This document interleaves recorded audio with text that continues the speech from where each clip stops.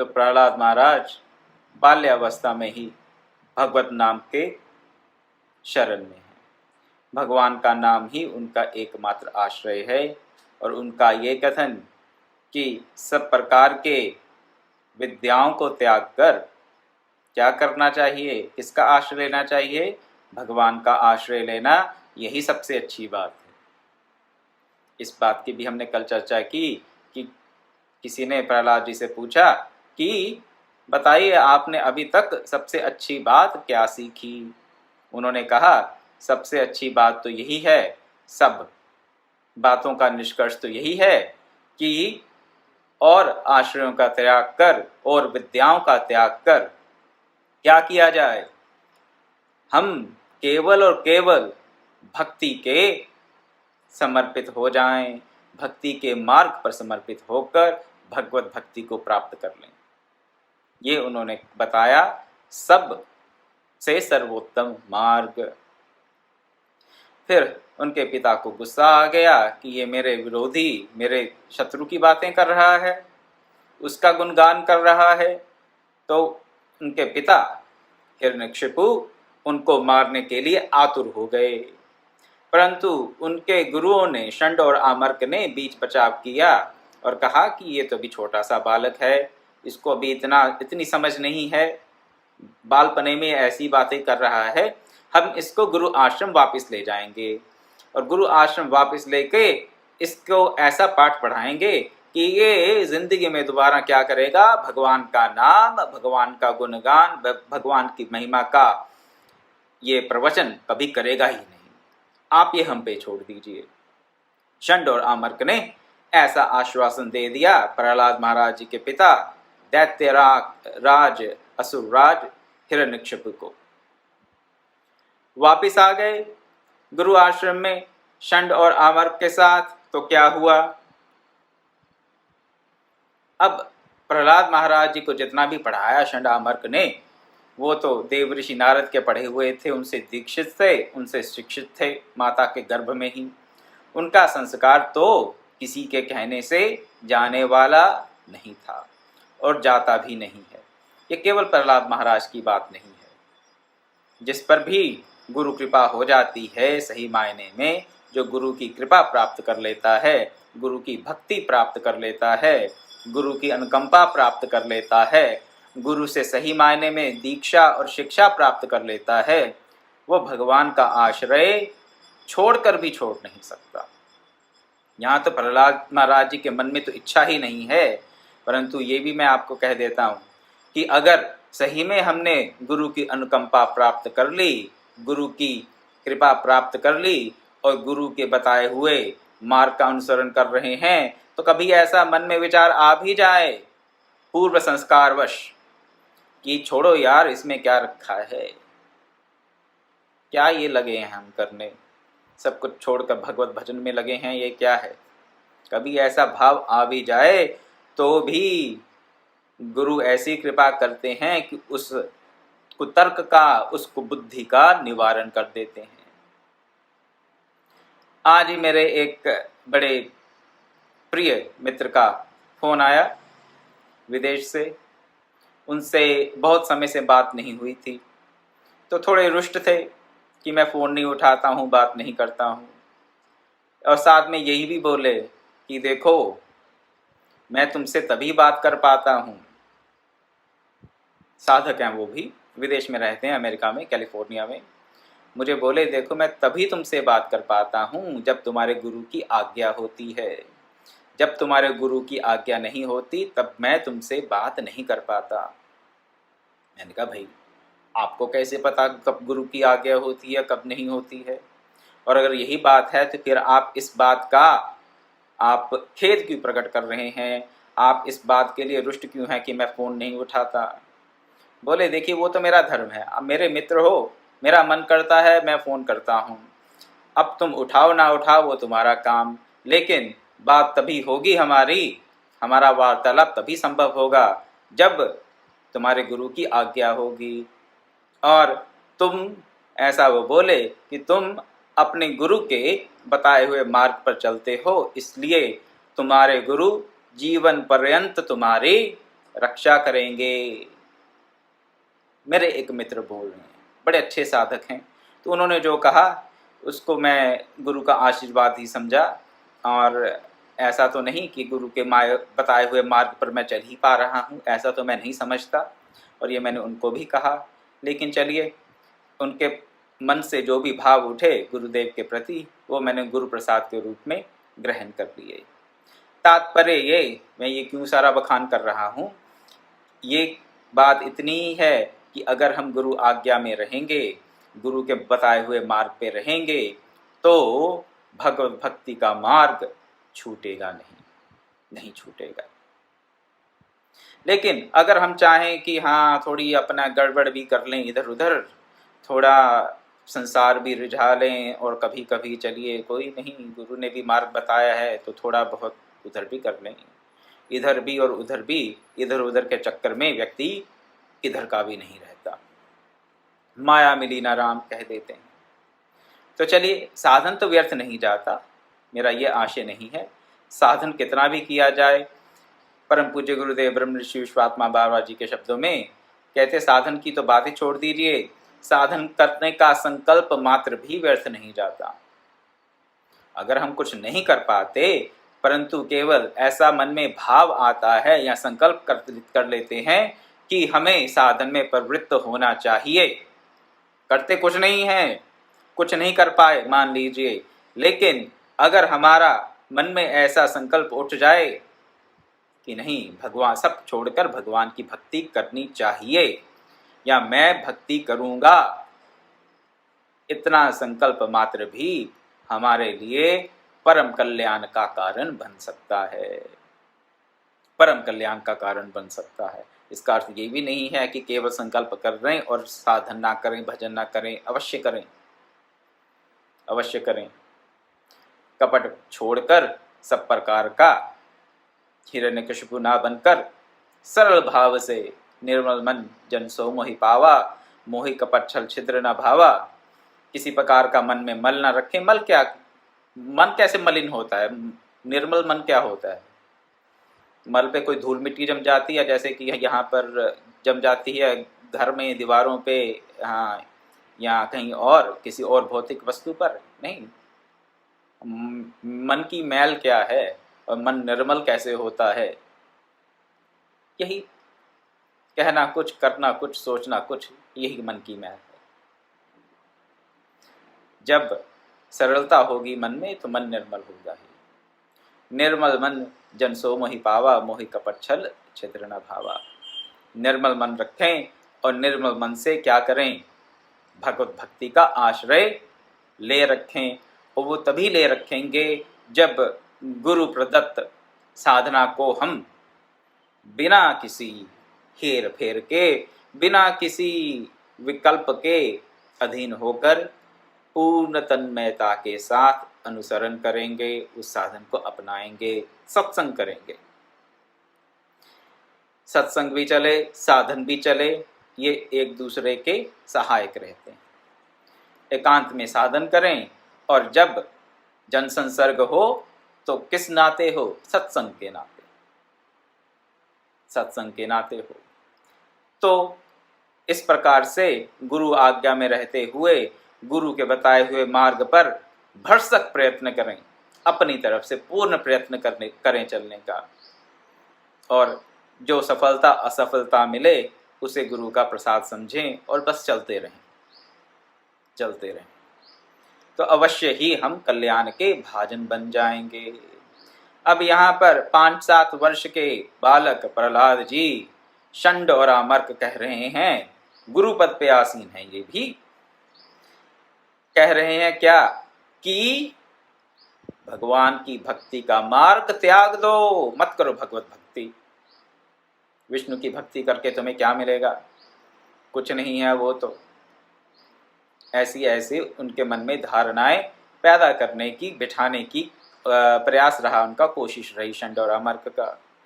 परंतु प्रहलाद जी ने अपने सदगुरु का माया बताया हुआ मार्ग, उसका त्याग नहीं किया। उसके मन में, प्रहलाद जी के मन में कोई संशय उत्पन्न नहीं हुआ। और गुरु प्रदत्त मार्ग में किसी प्रकार का संशय ना होना, ये तो महती महती गुरु कृपा और भगवत कृपा है। महती महती गुरु कृपा और भगवत कृपा। क्योंकि संशय आ जाते हैं, शंकालु मन रहता है हमारा। शंकालु क्यों रहता है? अविद्या के कारण, अज्ञान के कारण, तमोगुण से अभिभूत होने के कारण क्या करते हैं? जो सत्य है उसे असत मान लेते हैं, जो मृत है उसे अमृत मान लेते हैं, जो नित्य है उसे अनित्य मान लेते हैं, और इससे उल्टा भी कर लेते हैं। असत को सत मान लेंगे, मृत को अमृत, अमृत को मृत मान लेंगे, और जो नित्य अनित्य है उसको नित्य मान लेंगे, और इसी में घूमते रहेंगे। तमोगुण का लक्षण है ये विपरीत विद्या। अविद्या क्या है? अविद्या कोई अलग प्रकार की विद्या नहीं है। अविद्या, अविद्या विपरीत विद्या ही अविद्या है। विपरीत क्या? जो जैसा है उससे उसको उल्टा समझ लेना। कोई हित की बात बताए तो ये लगे कि ये पता नहीं क्यों बता रहा है, हमें इसी का इसमें कोई लाभ रहेगा। तो ये जो मन में ऐसे कभी भाव आए तो वो तमोगुण का लक्षण है।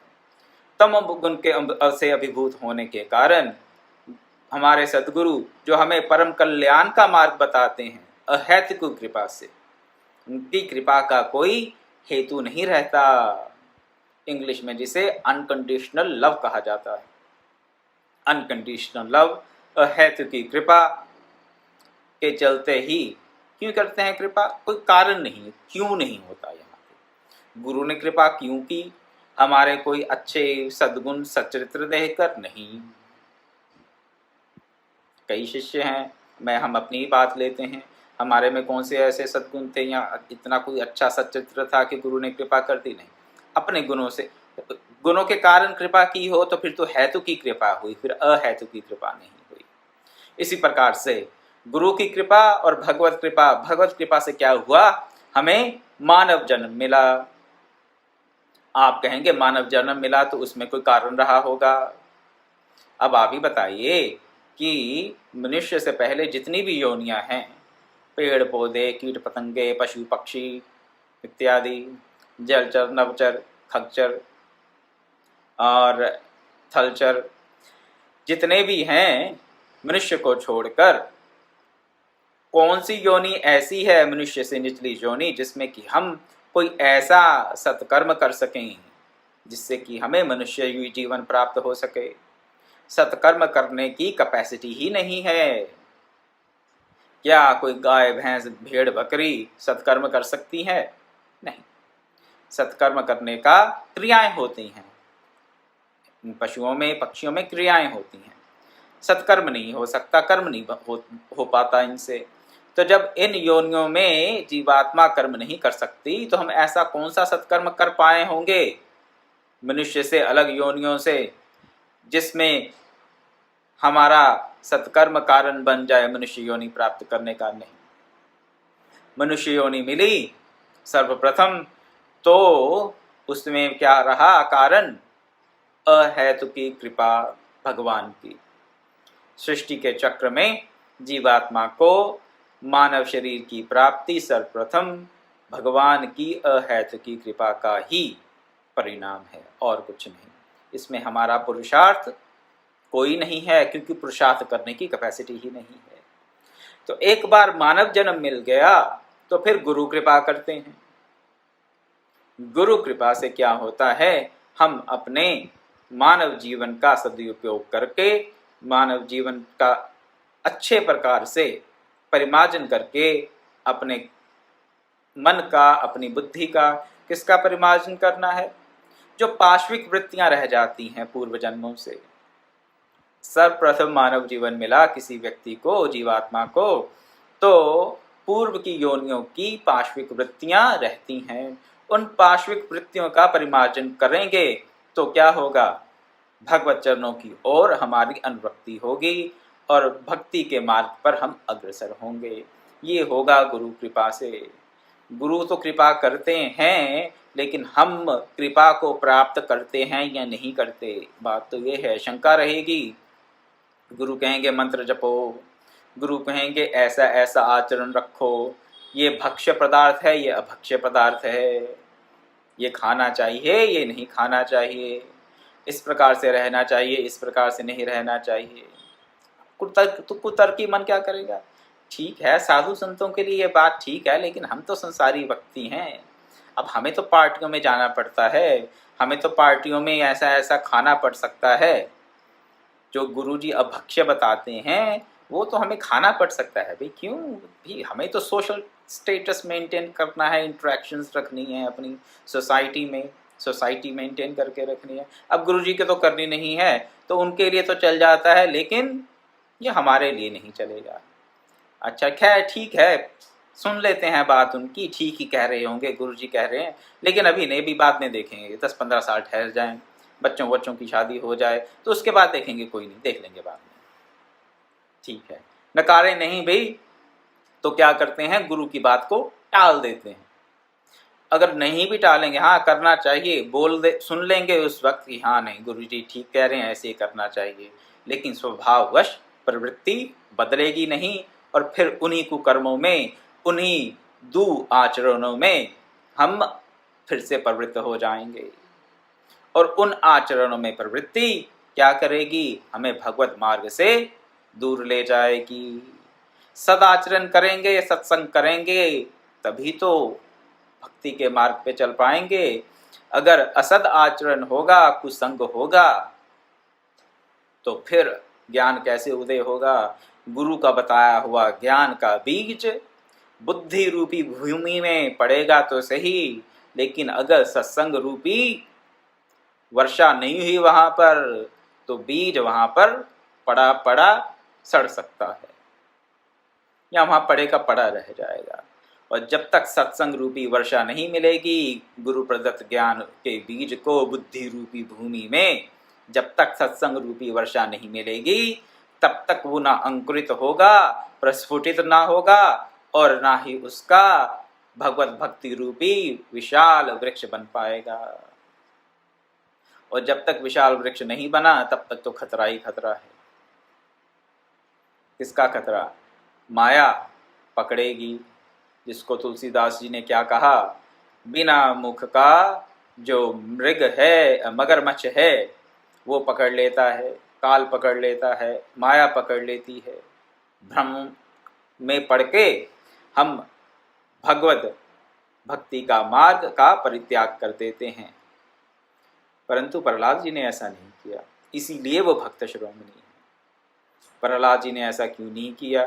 क्योंकि उनको अपने गुरु पर, गुरु वचनों पर किसी प्रकार का संदेह या संशय नहीं था। षंड और आमर्क वो भी उनके आचार्य थे, परंतु उनके कहने पर भी उन्होंने भक्ति के मार्ग का त्याग नहीं किया, भगवान नाम उच्चारण का, भगवान नाम के कीर्तन का परित्याग नहीं किया। तो प्रहलाद जी सब कहने सुनने और डेथ थ्रेट मिलने के बाद, जिससे अपने पिता से ही उनको डेथ थ्रेट मिल गया, मारने की धमकी मिल गई कि मैं तेरा वध कर दूंगा, उसके बाद भी उनके मन में किसी प्रकार का कोई संशय नहीं आया अपने गुरु वचनों के प्रति और हरि नाम की कीर्तन के प्रति। तो हुआ क्या, ये सब होने के पश्चात उनमें और उत्साह आ गया हरि नाम कीर्तन करने का। अब हरि नाम कीर्तन करते हैं अपने सहपाठियों के साथ गुरु आश्रम में, और यही कहते हैं कि सच्चा पढ़ना तो भगवान की शरण में जाना ही है। सच्चा पढ़ना क्या है? भगवान की शरण में जाना है, और संसारिक पदार्थों के नाम का पढ़ना अज्ञान की ओर बढ़ना है। छोटे से बालक के रूप में भक्त शिरोमणि प्रहलाद जी परम भागवत हैं, और परम भागवत के मुख से हमें उस भागवत धर्म की शिक्षा मिल रही है, जिससे कि हम अपने मानव जीवन को परम कल्याण के मार्ग में लगा सकते हैं। एक बार फिर से सुने क्या कहते हैं कि सच्चा पढ़ना तो भगवान की शरण जाना ही है, सांसारिक पदार्थों के नाम पढ़ना अज्ञान की ओर बढ़ना है। सांसारिक पदार्थों का नाम, गुण, रूप, इनका चिंतन करेंगे तो मन उन्हीं में अनुरक्त होगा। जिसमें मन अनुरक्त होगा उसी की तरफ भागेगा, जिसकी तरफ भागेगा उसी को पाने का प्रयास करेगा। और अगर मृत वस्तुओं को प्राप्त करने का प्रयास किया और प्राप्त कर भी लिया तो मृत को ही प्राप्त किया, अमृत को तो प्राप्त नहीं किया। सांसारिक वस्तुएं, सांसारिक पदार्थ तो मृत हैं, और सांसारिक वस्तुओं को अगर प्राप्त कर लिया तो मृत को ही प्राप्त किया। मृत को प्राप्त करके कोई अमर नहीं हुआ, मृत को प्राप्त करके कोई मृत्यु का अतिक्रमण नहीं कर पाया। हाँ, ये बात अलग है कि मृत को हम अगर उसका सदुपयोग करें, मृत के सदुपयोग से अमृत की प्राप्ति हो सकती है, लेकिन वो तो होता नहीं। केवल मृत में जब मन आसक्त हो जाता है तो उपभोग की, सांसारिक पदार्थों की कामनाओं के वशीभूत होकर उन्हीं के संग्रह में मानव का सारा जीवन निकल जाता है। ना उनका सदुपयोग हो पाता है, ना जीवन का, और ना ही उन सब पदार्थों का। परंतु प्रहलाद महाराज जी ये जानते हैं और इसीलिए अपने सहपाठियों को बता रहे हैं कि सच्चा पढ़ना क्या है।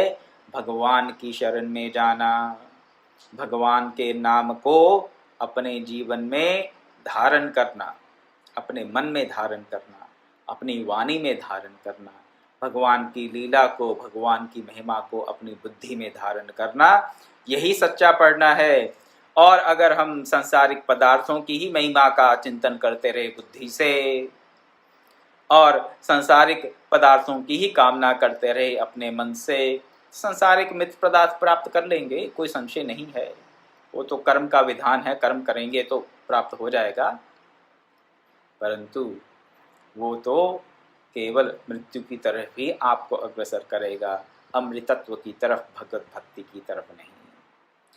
तो प्रहलाद महाराज जी क्या करते हैं, इस सिद्धांत को अपनाकर दिन रात भगवान के नामों और गुणों के कीर्तन में ही मग्न रहते हैं। भगवान के नाम और गुण का कीर्तन, इसकी इतनी महिमा क्यों है? महिमा है कलियुगी व्यक्तियों के लिए। कलियुगी जो जीव हैं, जो तम के अभिभूत हो रहे हैं, वही कलियुगी हैं। ये जो युग का जो विधान बताया गया है, ये काल की गणना के लिए भी है और गुणों की प्रधानतावश भी है। तो एक ही समय में कई ऐसे व्यक्ति हैं, कई ऐसे जीव हैं जो कलयुग में रह रहे हैं, और उसी समय कई ऐसे जीव हैं जो सतयुग में रह रहे हैं, और उसी समय कई त्रेता और द्वापर में भी रह रहे हैं। यहाँ पर संक्षेप में इतना ही बताऊंगा कि अगर तमोगुण की अधिकता है जीवन में, तो जीव क्या कर रहा है? जीव कलयुग में रह रहा है। और कलयुगी जीव के लिए, जिसके जीवन में तमोगुण अत्यधिक है, तमोगुण की प्रधानता है, उसके लिए संदेश है बृहन्नारदीय पुराण का, हरेर नाम हरे नाम केवलम, कलो नास्तेव नास्तेव गतिरन्यथा। हरि नाम और हरि नाम ही केवल क्या है? गति का, भगवान को प्राप्त करने का, मुक्ति का, भक्ति का रास्ता है। कलयुग में इसके अलावा और किसी प्रकार से गति हो नहीं सकती। तो तमोगुण प्रधान जीवों के लिए, हम जैसे तमोगुण प्रधान जीवों के लिए भगवान के नाम का उच्चारण, भगवान के नाम का कीर्तन, भगवान के नाम का जप सर्वोत्तम है, सर्वोत्तम मार्ग है। केवल यही मार्ग है कल्याण का। कलयुग का ये धर्म बताया गया बृहन्नारदीय पुराण में, और पद्म पुराण में भी कहा गया, नामः चिंतामणि कृष्णश्चैतन्य रस विग्रह, पूर्ण सिद्धो नित्य मुक्तो संभिन्नत्वं नाम नामिनोः। हरि नाम उस चिंतामणि के समान है जो समस्त कामनाओं को पूर्ण कर सकता है। चिंतामणि जो आपकी सब चिंताओं को हर ले और सब कामनाओं को पूर्ण कर दे, ऐसी मणि क्या है हमारे पास? हरि नाम। और हरि नाम क्या है? कृष्णश्च चैतन्य रस विग्रह। कृष्णश्च चैतन्य रस विग्रह, रस का विग्रह बताया, चेतना का सागर बताया। किसको? भगवान के नाम को, कृष्ण के नाम को। कृष्ण का नाम, भगवान का नाम क्या है? स्वयं रस स्वरूप कृष्ण ही हैं और चिन्मयता से, दिव्यता से भरे हुए हैं भगवान के नाम। इसलिए भगवान के नाम का उच्चारण हमें उस दिव्यता के, उस रस के, उस आनंद सागर के सन्निकट ले जाता है। इसलिए जप का, नाम के कीर्तन का, नाम उच्चारण का इतना महत्व है। और प्रहलाद जी जानते हैं, प्रहलाद जी जानते हैं, इसलिए वो खुद भी भगवान के नामों का उच्चारण करते हैं, कीर्तन करते हैं और अपने सहपाठियों से भी करवाते हैं। पूर्ण सिद्धो नित्य मुक्तो सब भिन्नत्वम नाम नामिनः। हरि नाम पूर्ण शुद्ध है और नित्य मुक्त है, और हरि नाम में कोई अंतर नहीं है। नाम और नामी का भेद नहीं है, तुलसीदास जी ने भी कहा। तुलसीदास ने तो यहाँ तक कह दिया कि नाम को नामी से अधिक महत्व प्राप्त है। नाम को नामी से अधिक महत्व प्राप्त है, तुलसीदास जी ने यहाँ तक कह दिया। पद्म पुराण तो यही कह रहा है कि जो नाम में है वही नामी में है, जो कृष्ण में है वही कृष्ण के नाम में है। अभिन्नता है, कृष्ण और कृष्ण के नाम में अभिन्नता है। भगवान और भगवान के नाम में अभिन्नता है, ये पद्म पुराण कह रहा है। तुलसीदास जी तो एक कदम, एक स्टेप और आगे निकल गए।